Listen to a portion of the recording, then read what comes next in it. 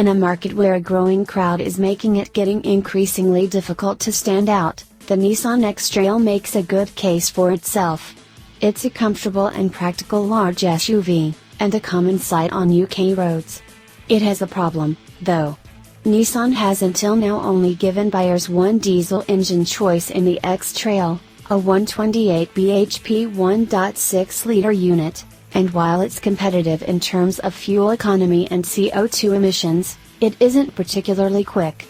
It's a compromised package, and drivers seeking a stronger X-Trail have long been praying for Nissan to give the car a larger, more powerful diesel motor. Well, those prayers have been answered, because now there's a larger 175 bhp 2.0-liter diesel on offer.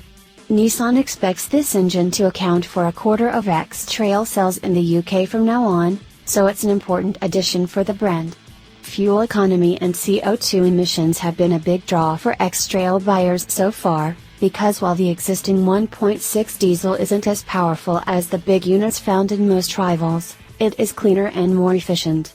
With this more powerful version, official fuel economy has dropped to 50.5 miles per gallon, while CO2 emissions stand at 149 grams/km, although we averaged a more realistically achievable 38.1 miles per gallon on our fairly calm test drive.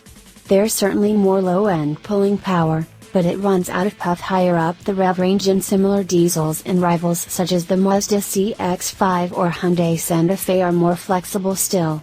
Still, although the extra power will no doubt please some buyers, many of the X-Trail's niggles persist. The engine is still very vocal and sends lots of noise and vibration inside under load.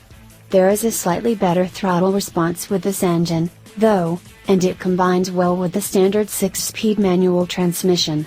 A CVT automatic gearbox is also available, marking the first time you can get a four-wheel drive X-Trail with an automatic, something Nissan says buyers have also been asking for, but it's not easy to recommend. It is quieter than many other CVTs, and if you're planning on spending most of your time in the city then it could make sense, but on the motorway the elastic bend nature of the power delivery grates. Our X-Trail's four-wheel drive system provides good traction over loose surfaces, but in reality you're unlikely to need the system very often in the UK unless you plan on climbing mountains or fording streams on the weekends. If you do choose the four-wheel drive model, then the added low-end torque of this 2.0-liter engine seems like a good fit. Frankly, though, we'd be tempted to save money and stick with the front-wheel drive model. Elsewhere, as you might expect, this new X-Trail variant is very much the same as the existing car. The ride is comfortable over most surfaces, and while the handling isn't set up to provide engagement, it's reassuringly sure-footed. The interior, too, while not revolutionary, has all the ergonomic benefits of the big-selling Qashqai.